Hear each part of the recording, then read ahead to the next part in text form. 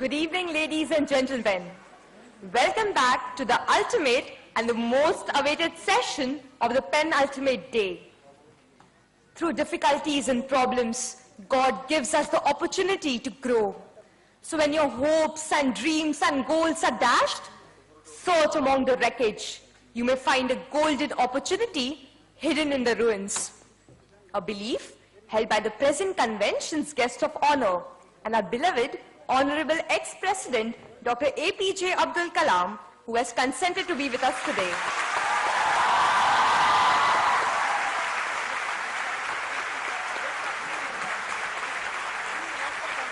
Welcome, sir. It is an honor of the greatest measure to have you here at Trinity 2014. An all Maharashtra Students Medical Conference, Trinity had begun with a mission to bring together doctors and learners, both young and experienced, on one platform, with an objective to foster learning, promote interaction, and celebrate inquisitiveness.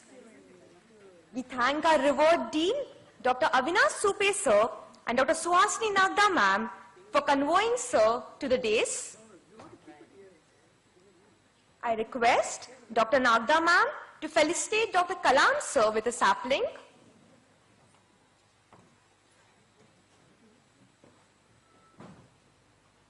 A big round of applause, please.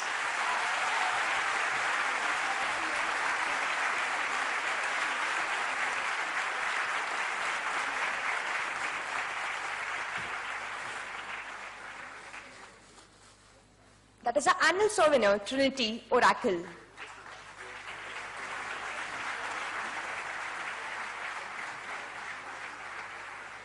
Another round of applause, please.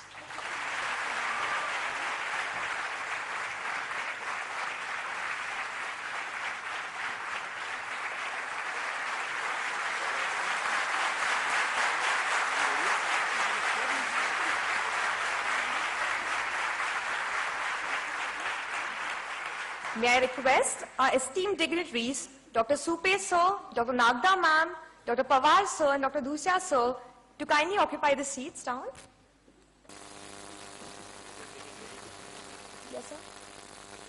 Yes, sir. Dr. A.P.J. Abdul Kalam, the 11th President of the world's largest democracy, and an awardee of the coveted Civilian Award, Padma Bhushan, Padma Vibhushan, and the highest civilian award, Bharat Ratna, has also been honored with several other accolades.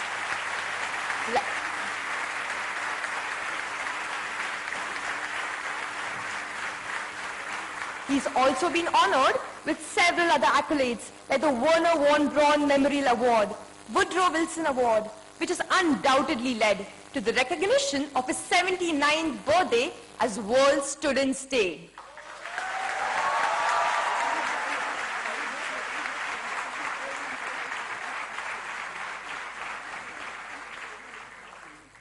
An inspiring and ebullient force, the missile man of India is here to stir our souls up with the fire of conviction, with the fuel of the belief that no dream is impossible. Without any further delay, let me invite Honorable People's President, Dr. A.P.J. Abdul Kalam, to address the gathering.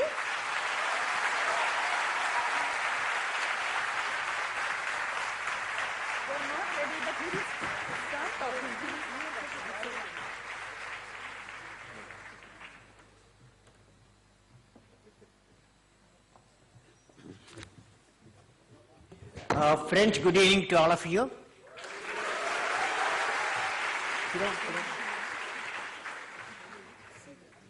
First of all, I would like to greet all of you on this great occasion at Trinity 2014. It's a beautiful name, Trinity. And also, I'm sorry for the delay because my flight got delayed. So that's how I landed here nearly 40 minutes late. I would like to greet Dr. Suhasini, Director Medical Education, Major Hospitals, Mr. Sanjay Deshmukh, and Sir Avinash Subbe, Hemant Dushia, and Sudhir Pawar, Dr. Sudhir Pawar, all you doctors and students, everybody, I am very happy to meet all of you. Friends, can you hear me, all of you? Now, you know, when I see the students, medical students, nursing students, and various fields, and also doctors, I see in front of them large hospitals, clinics, and people, patients, and also equipment, great equipments, medical equipment for diagnosis and treatment, all appear in front of me. When they appear in front of me, one great man of this country connected, all of them together he connected. Hospital, patient, medical equipments, and the doctors, paramedical staff, every aspect he connected, beautifully connected. You want to hear how he connected? You want to hear? The patient is the most important visitor to the hospital. Can you recall? Who said that? The patient is the most important visitor to the hospital. He is not dependent on the hospital. The hospital is dependent on him. He is not an interruption in the hospital's work. He is the purpose of it. He is not an outsider to the hospital's business. He is part of it. The hospital is not doing him a favor by serving him. He is doing us a favor by giving the hospital an opportunity to do so. Can you think of the person? Mahatma Gandhi, you are right. Mahatma Gandhi has said, you know how beautifully connected, you know? Can you see that? The purpose of health service, how beautifully that father of the nation has connected. So I am, friends, with this I thought of starting. I am indeed delighted to address the students participating in the All Maharashtra Students Medical Conference. I understand you had Trinity, organized by the Lokmanya Tilak Municipal Medical College and General Hospital. My greetings to the President, Dean of the Medical College, and the other members of the Trinity for this unique event with the motto, Think, Testify, and Triumph. Of course, you can add a research also there. I understand the emphasis of the conference is on research. With this thought, I would like to talk to you on the topic dimensions of healthcare and dimensions of healthcare. That's my topic for next 25 minutes. I'm going to talk to you. First and foremost, the dimension appears in front of me, culture of excellence. After all, a doctor, when he sees the patient, the diagnosis starts. You need excellence.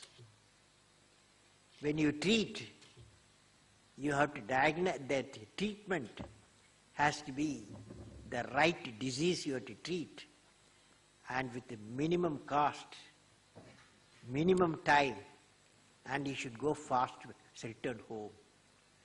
So everywhere, you friends, you need a culture of excellence. Friends, you all belong to a student community which will stand for a culture of excellence. And excellence is not by accident. It's a process where an individual or an organization or nation continually strives to better oneself. The performance standards are set by themselves, that is by yourselves. They work on their dreams with focus and are prepared to take calculated risk and do not get deterred by failures as they move towards their dreams. Then they step up their dreams as they tend to reach their original targets. They strive to work to their potential. In the process, they increase their performance, thereby multiplying further their potential, and this is an unending life cycle phenomenon. They are not in competition with anyone else but themselves. That is the culture of excellence. I am sure each one of you will aspire to become unique with culture of excellence. Now friends, I was asking myself, is there any inputs and research which is coming from both physio, psycho and brain researchers because of the advent of neurosciences coupled with quantum theory physics, neuroscience, your area. I studied recently a book, The Secret Path, by Paul Brenton. According to the author, now the conscience is explained scientifically for the reason that the thinking process and the biological process converge through quantum mechanics. He says that the physics and biology are interlinked, and that atomic level, quote, at atomic level, matter does not even exist. It only has a tendency to exist. Now recently a friend of mine who is a scientist sent me a book, Biology of Beliefs by Dr. Bruce Lipton. Every one of you should read, students. Biology of Beliefs by Dr. Bruce Lipton. The author is one of the greatest scientists in the bioscience. After 20 years of research, he attributes the origin of human diseases and their cure have a basis on our intrinsic thinking and the relationship with our biocells. The book talks about a new approach which highlights the importance of placebo effect, how it is actually a powerful belief effect. The author says, quote, doctors should not regard the power of belief as something inferior to the power of chemicals and scalpel. They should let go of the belief that body and its parts are essentially stupid. Unquote. Friends, let us first discuss 6 virtues of medical science. After all, when you practice medical area, I thought of starting with the 6 virtues of Medicare. Giver must possess the Medicare giver should possess that. Friends, I would like to share an experience which Rinpoche, the chief monk in Kathmandu, Nepal, and a medical researcher, he is a medical researcher also. With his invitation I went there.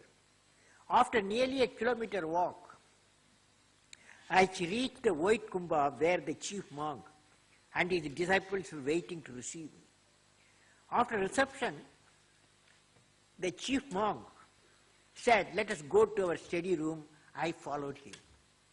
He climbed the first floor, the second floor, the third floor, the fourth floor, and the fifth floor just like a young boy.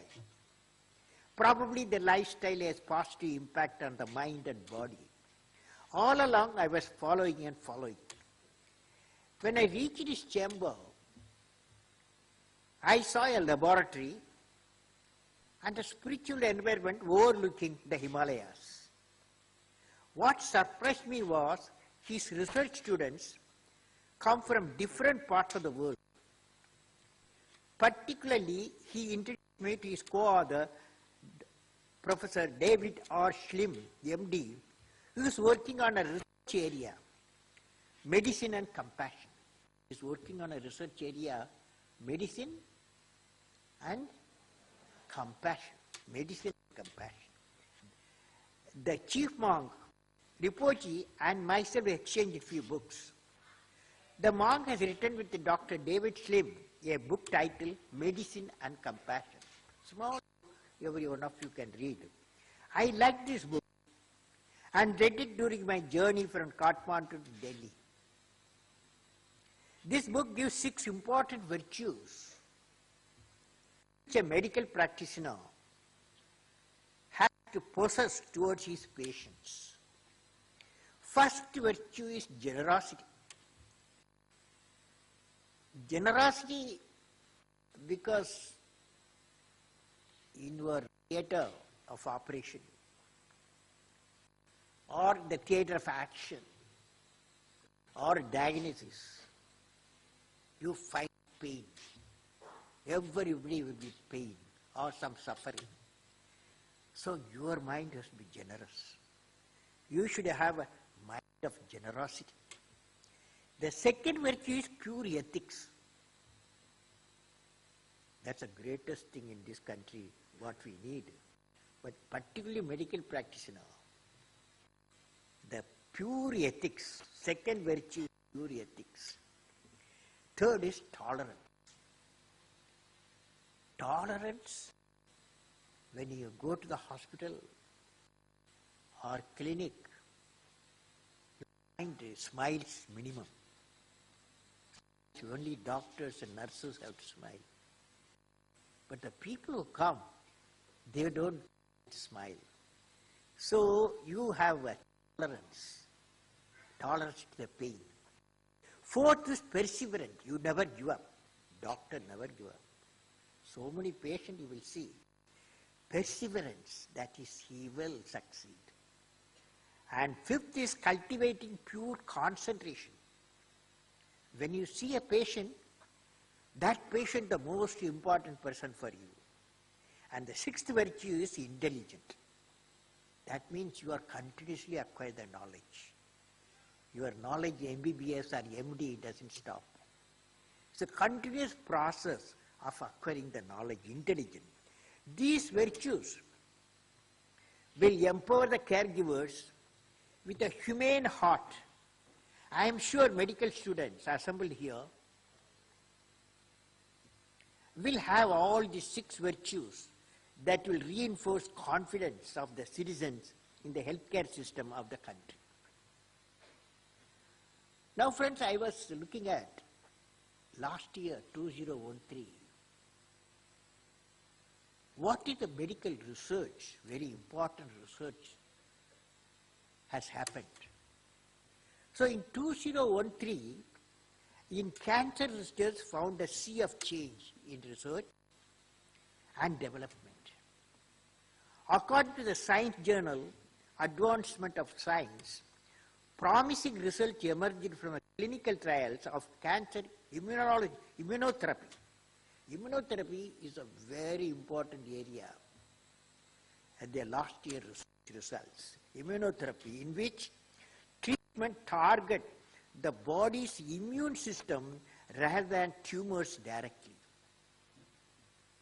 The treatment pushed T cells and other immune cells to combat cancer. So far, this process works only for certain cancer and a few patients. It is considered to be a most important scientific breakthrough, though the ultimate impact on the disease is not known. It was reported the results so far have been highlighting the success. Some of the success stories includes the women with a grapefruit-sized tumor in her lung from melanoma, alive and healthy 13 years later. 6-year-old near death from leukemia, now in 3rd grade and in remission. The man with the metastatic kidney cancer whose disease continued fading away even after treatment stopped. Many of the cancer immunotherapy resolve around, you will know, the CTLA-4. Blocking CTLA-4 could unleash the T cells against tumor cells in the animals that finally erased tumors in mice. Because of CTLA-4 prevent the T cell from attacking the invaders with their full force. Another area of interest involves genetically modifying cells to make them target tumors. In 2011, this strategy called CAR therapy electrified the cancer research and filed particularly in blood cancers. Most of these therapies remain experimental, as you know, and for which they will work best are still in research. Now scientists are busy in trying to identify biomarkers that might offer answers and thinking of ways to make treatment more potent. So immunotherapy is going to be one of the future treatments for many of the diseases, including HIV and tuberculosis. Let me now visualize how a great health center should be. After all, finally you all disappear and join great hospitals, great health centers. Every hospital, according to me, and health center develops a unique core competence in health area because of experience of doctors, unique environment of the hospital. This leads to accumulation of lot of original clinical data. It's very important for the health center with partnership of research center in life science to develop a new diagnostic procedures and the cure for the particular disease. Then only existence of the hospital 10 years, 20 years, 30 years, 40 years, 50 years are established. Dear friends, here I visualize a great healthcare center with the following characteristics. Number one, patient is the most important person in the hospital. When the patient enters, the hospital presents an angelic look. All the team members of the hospital always wear a smile. The patient feels that I am going to get cured. Reaction. The hospital consumes less electricity and less water by adapting a green building for all monetization tasks. The choice of the power source is solar and wind. The hospital premises are totally noise-free. All the test reports and treatment schedules get attached to the database of the patient through electronic medical record without the need of the patient or the relatives to search for the reports. The database is updated and authenticated every hour. Maintains the database of all the cases treated by the hospital in the past which are easily retrievable. Patient is not subjected to diagnostic pain. Patient is not subjected to diagnostic pain.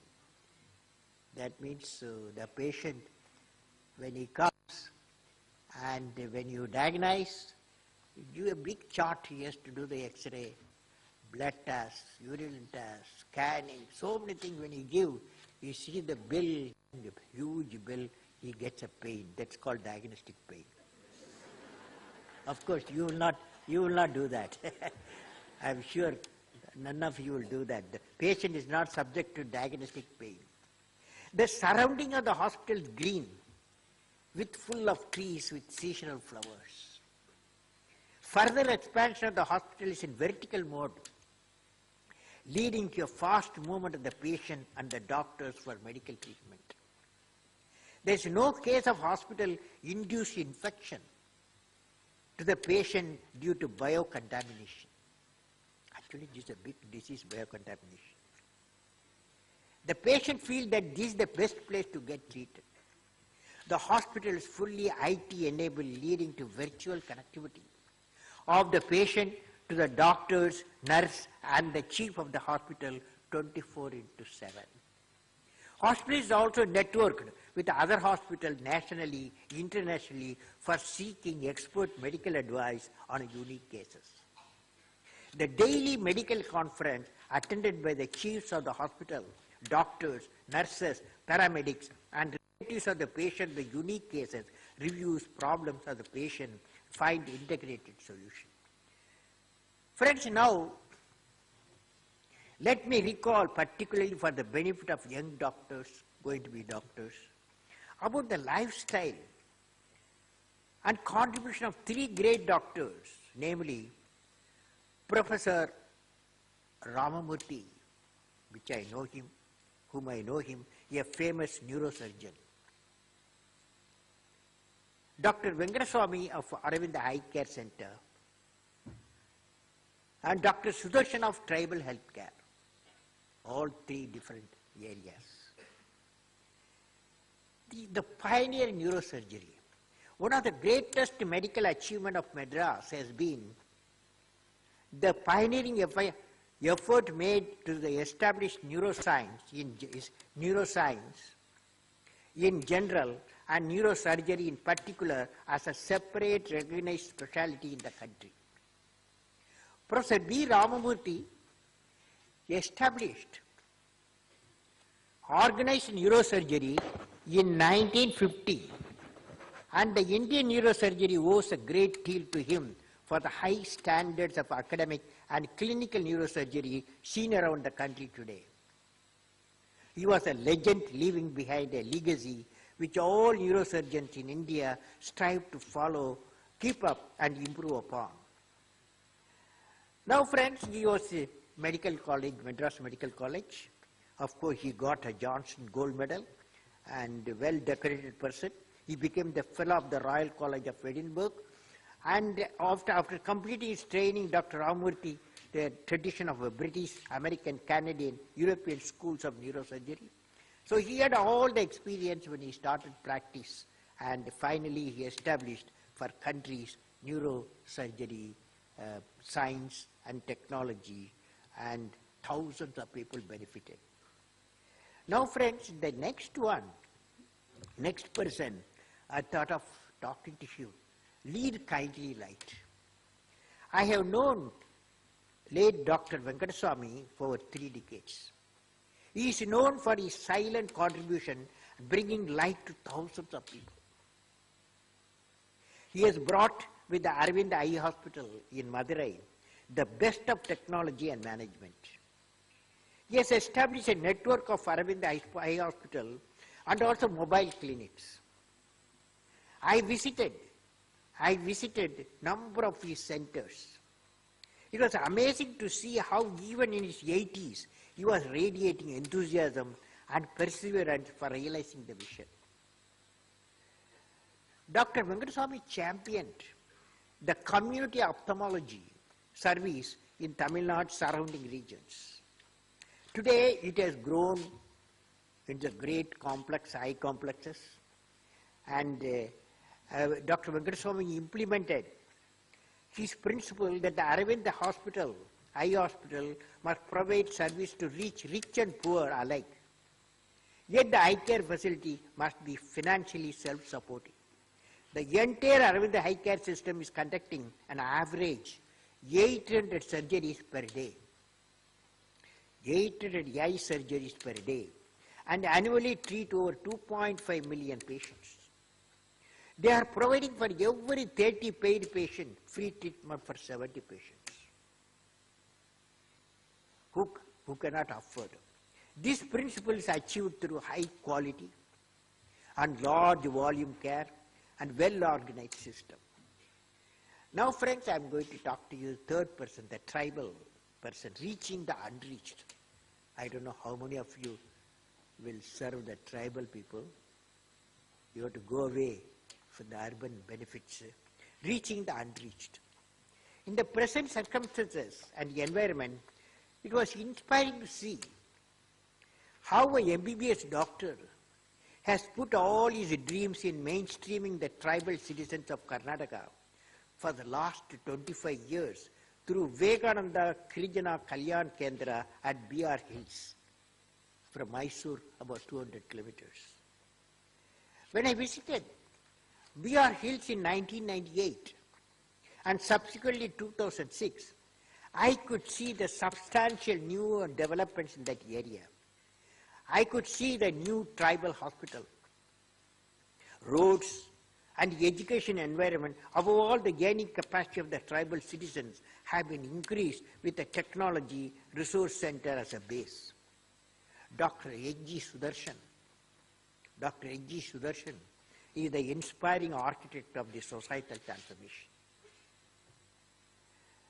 Now, friends, this Dr. Sudarshan has started this mission for tribal people. It's spreading throughout the country, wherever the tribal people are there.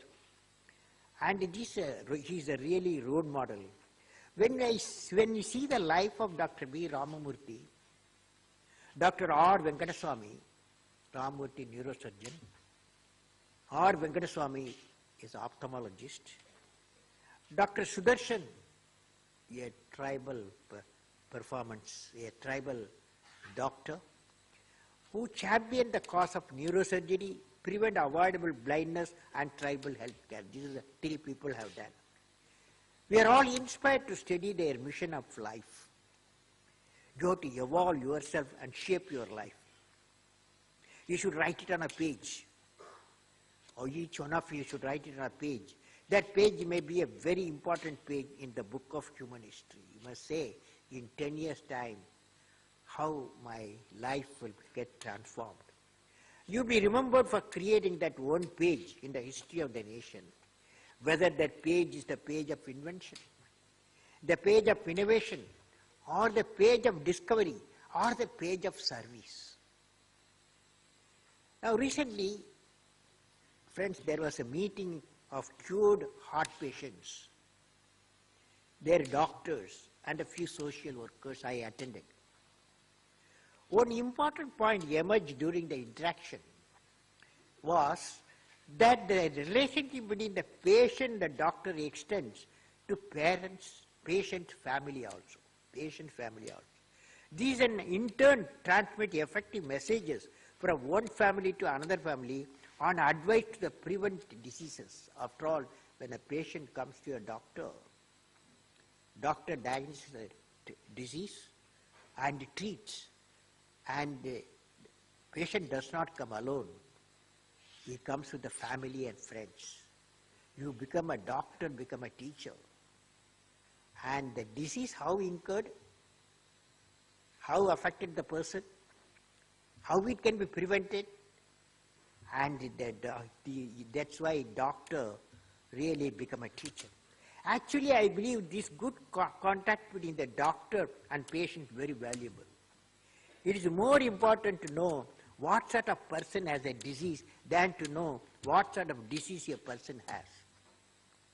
I request every medical student to play the role of a teacher in advising every family on disease prevention and methods to lead a healthy life in addition to his or her regular medical responsibilities. The message is equally applicable to the nursing professionals and the other paramedics. Now friends, in conclusion, medical profession is a noble profession and has always been a patient-centric. The patient has the right to have a right type of medical care with the right type of medical practitioners. How does a patient know whether he should go to an ENT specialist or an allergy specialist or a chest specialist? He is made to go from one place to another in search of the right specialist. An integrated mechanism is needed to see that patient without frustration is directed to the right specialist at the right diagnosis at the right time at the right cost. Let us try to apprehend the patient as a whole person and not know him as composed of distinct parts which are created by our methods. The medical students should keep this aspect in mind while practicing this noble profession in rural and urban areas of the country. Friends, you all abide by the Hippocratic Oath. The oath prescribes standards of performance. The physician is enjoined to do no harm, to respond to cells without attention to personal preferences, to keep confidence, to lead an honorable life, to use medicine only for curative purposes, and to desist from the exploiting the patient. Young professionals want to do good work, yet they are all willing to cut corners sometimes. They tell themselves that when they gain fame and success, they will no longer cut corners. But they risk proceeding down a slippery slope from which they are unlikely to escape. Be cautious of not falling in the trap of ill-gotten money. Doctors are the noblest professional, and they stand only next to God when it comes to remove the human suffering. Let this burden be always on your shoulders. Dear students, enriched with the knowledge provided by the medical colleges, your heart is full of compassion and confident that you will succeed in the mission of removing the pain of the suffering humanity. May God bless you all. Thank you.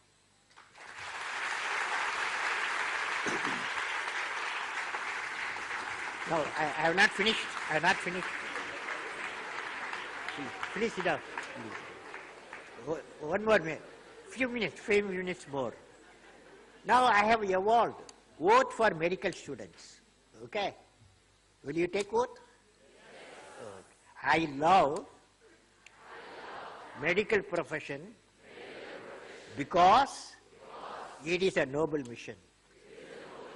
I will follow the motto, let my care remove the pain and bring smiles. I will always radiate cheer to give confidence to my patients and their families. Will you do it? I will be a lifelong learner. I will practice what I learn. I will train my team to be competent. I will deliver quality care with high standards, irrespective of whom I am treating. I will not introduce any diagnostic pain. If any patient is unhappy with my treatment, I will find out the causes and try to remove the pain. I will work with integrity and succeed with integrity. I will work with integrity and succeed. My national flag flies in my heart, and I will bring glory to my nation. Thank you, friends. Thank you.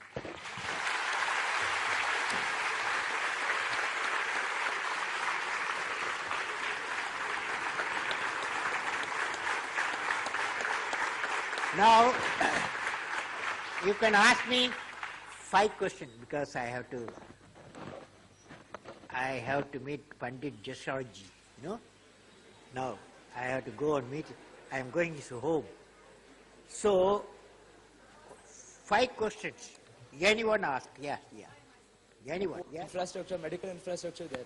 What will be a message to the doctors here? See, our problem is the people go 1%, 2%, maximum 5%.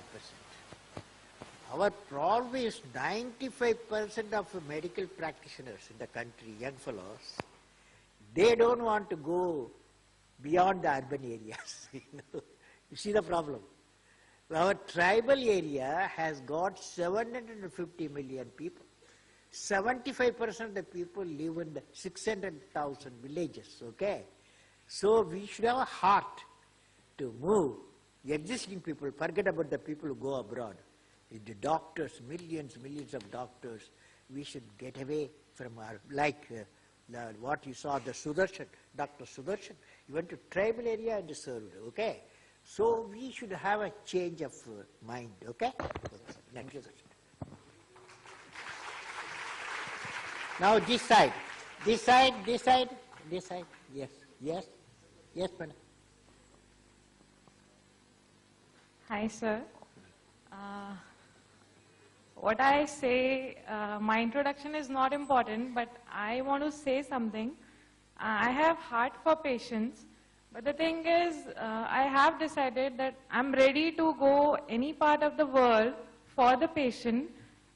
If I get something like somewhere, any provision in some relation between politics and the doctors, like some doctors forming a political party and thereby, I mean, doing Are you a doctor? Are you a doctor? Yeah, I am doing MD medicine from D.Y. Patil Hospital. Okay. Yeah.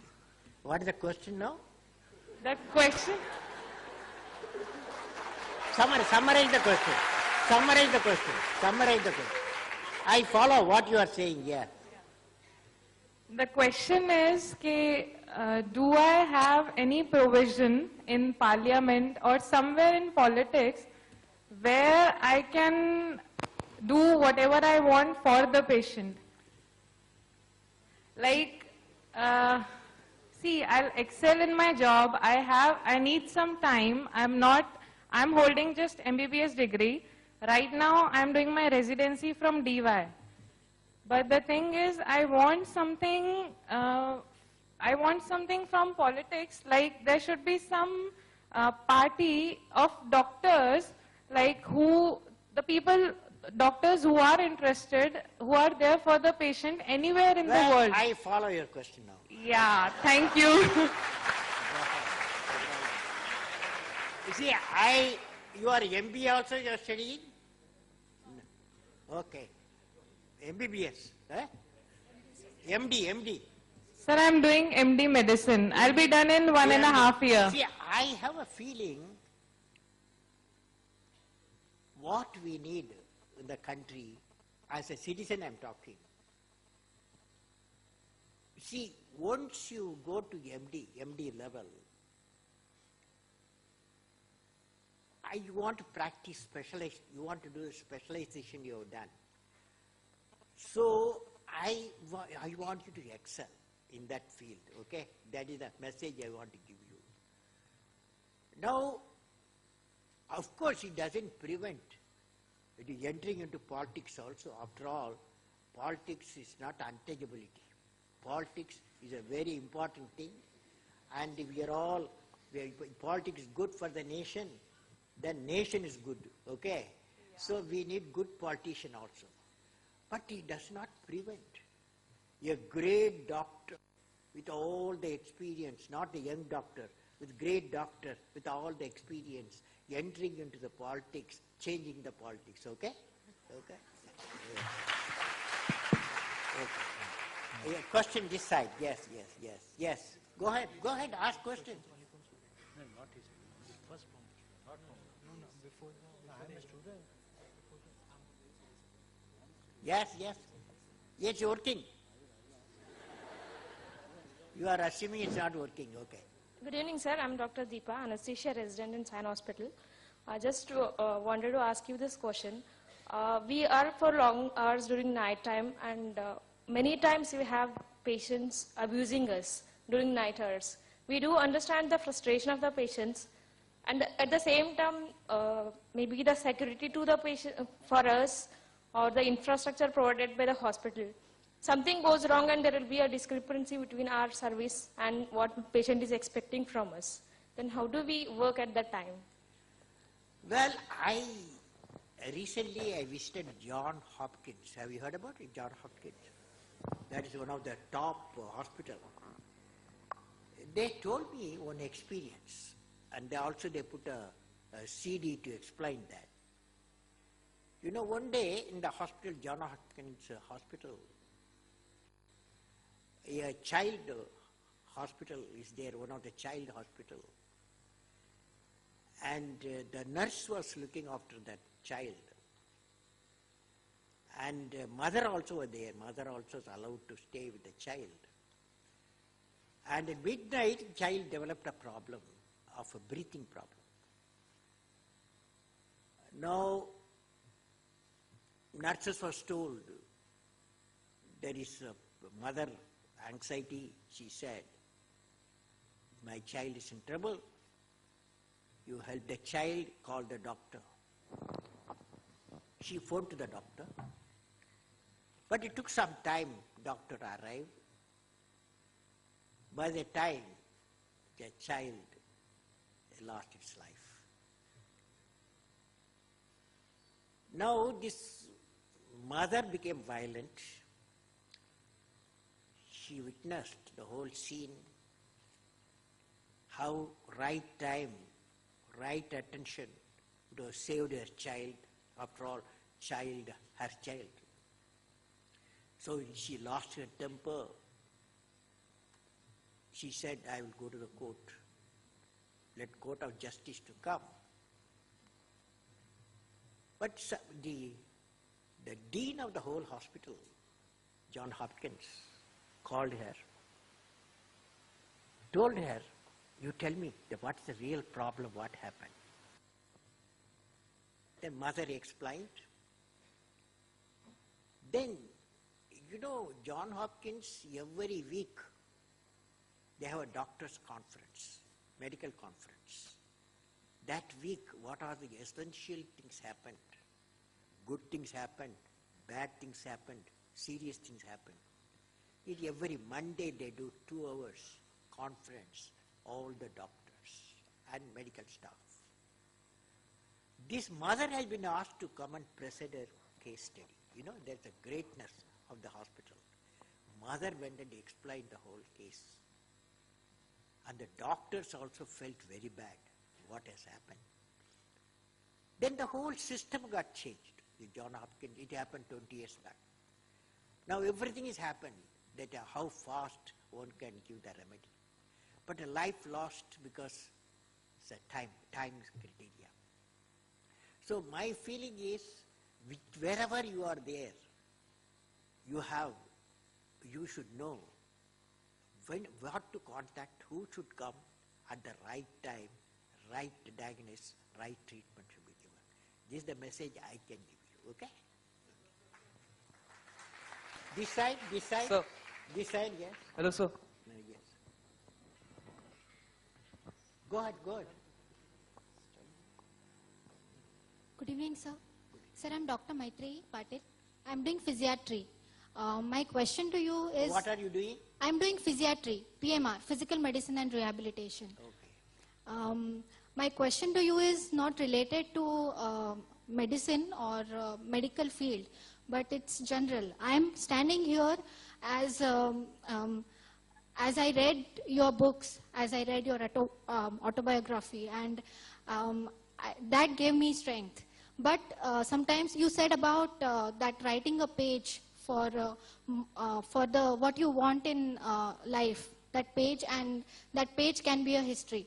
But following that throughout your life, and it's a journey basically. You get a lot of distractions. You get frustrated because of the many things which happens in the hospital, or as she said, the discrepancies occurs. So how did you follow your dreams, sir, and how it is to how did you manage to concentrate on the aim which you had in your mind? Well, it's a good question. For example, when I graduated aeronautics, I have a dream. I will fly, okay? I will become a pilot, Air Force pilot. That was my dream. With that dream, I finished my education, aeronautical engineering. And then I went to the board of interview at Dehradun Air Force Board for pilots. There were 8 seats, 245 people, 1957 applied. I'm one of them.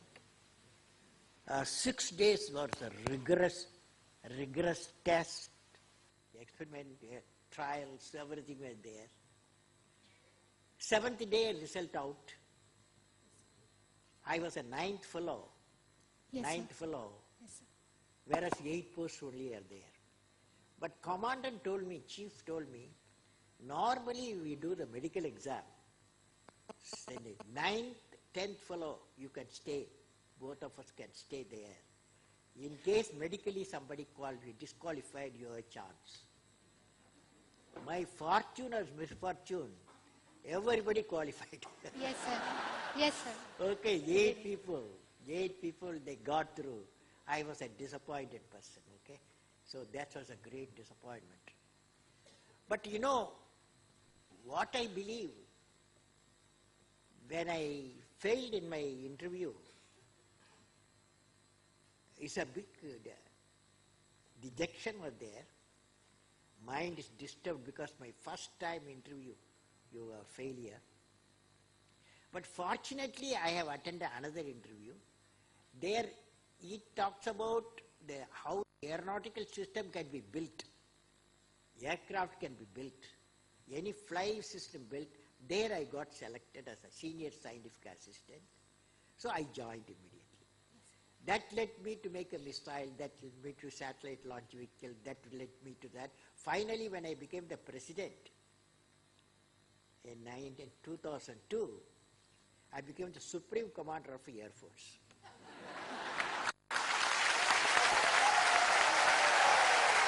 So,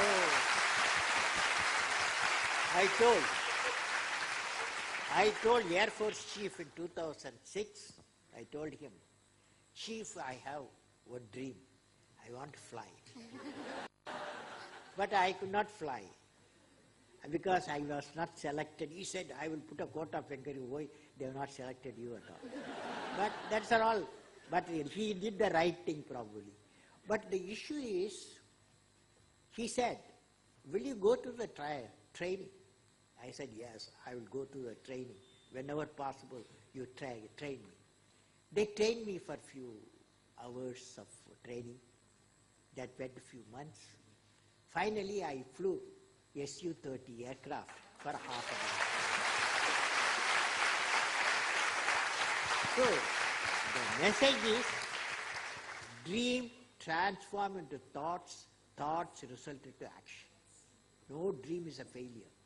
Dream transform into thought, thoughts result into action. So thank you, friends. Wish you all the best.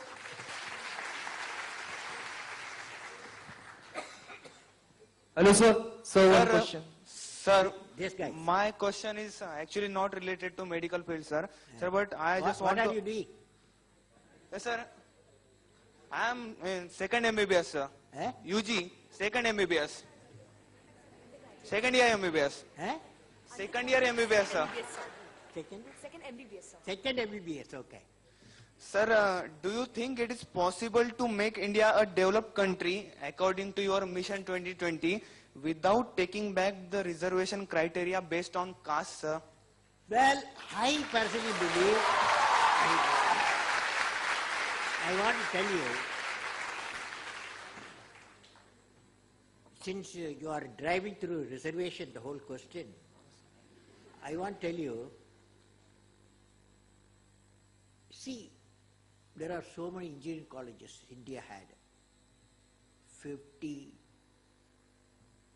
100, today 500, 1,200. Like that it has increased, seat has become surplus.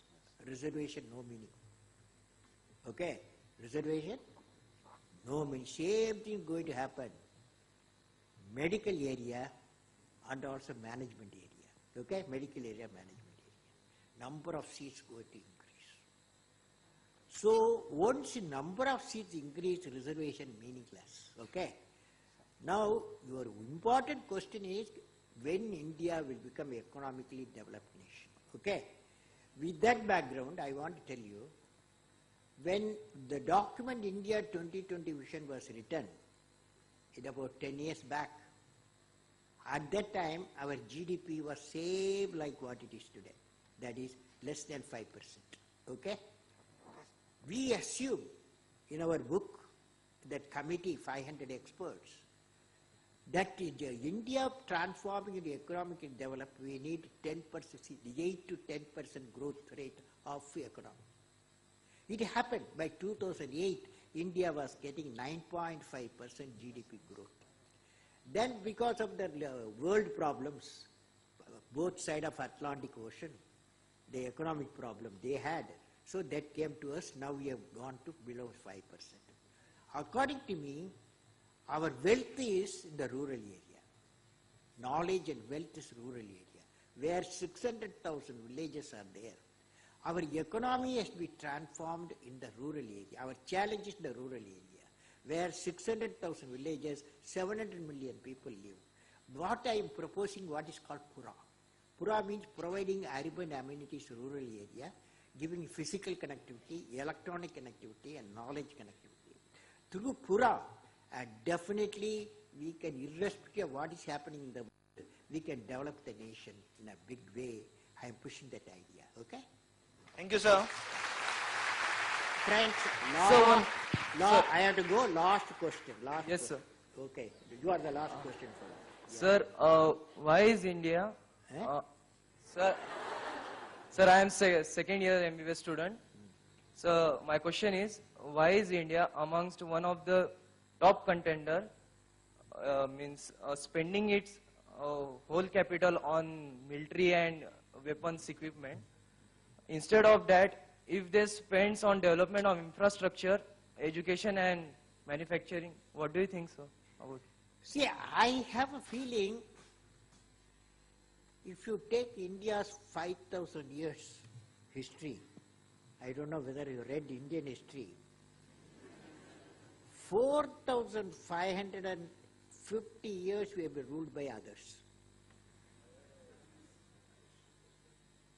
including Afghanistan kings came and ruled this country. So we were continuously ruled by the neighbors or foreigners. Then the British came, French came, so many people came, Portuguese also came, all the people started ruling this country. Now, our economy, we are spending 7.5 to 8% for defense. Because safety of the nation, the protection of the nation, minimum requirement, we must have defensive capacity. That capacity we are building through missiles, submarines, so many things, nuclear systems, so many things we are doing. This will make India safe. If you are safe and peaceful India, then billion people work also. So billion people to work peacefully, we need safety for the country, security for the country. That's how the defense expenditure taking place, okay? Thank you for the good question. Now friends, for all of you, any question you have, my mail is apj@abdulkalam.com. apj@abdulkalam.com. You send a mail to me, 24 hours you get the reply. God bless you.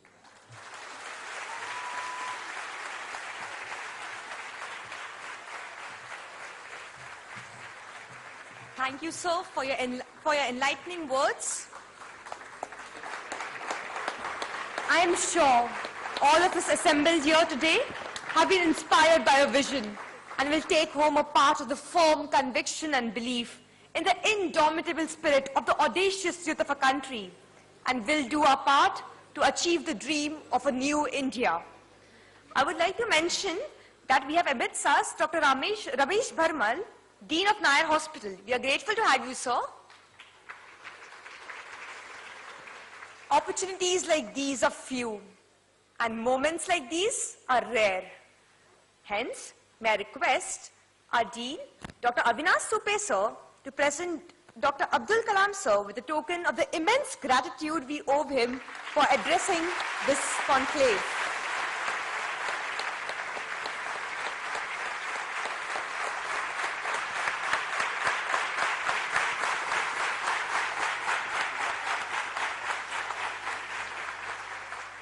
Thank you, sir, again.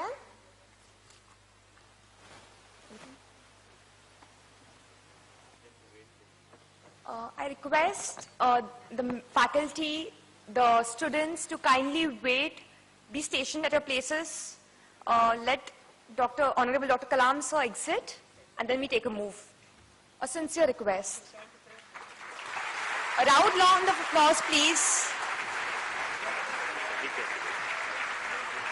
Well done, well done. Thank you, sir. Which class you are from? Sir, third minor MBBS. All done by students.